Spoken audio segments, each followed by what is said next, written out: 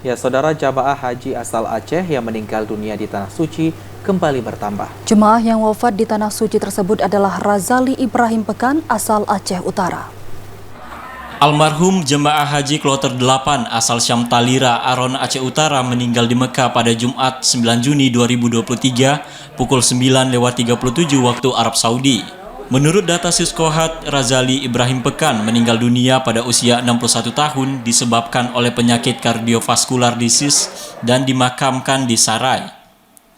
Wakil Sekretaris PPIH Embarkasi Aceh, Adnan, mengatakan jumlah jemaah haji Aceh yang wafat di Tanah Suci bertambah lagi 1 orang sehingga menjadi 3 orang. Sebelumnya Muhammad Yusuf Dade, 71 tahun, tergabung dalam kloter 4, wafat di Rumah Sakit Umum Madinah Al-Munawaroh, Minggu 4 Juni.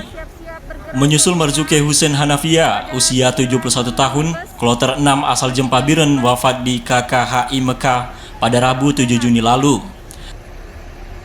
Jamaah haji BTT Aceh yang sudah meninggal di Tanah Suci 3 orang.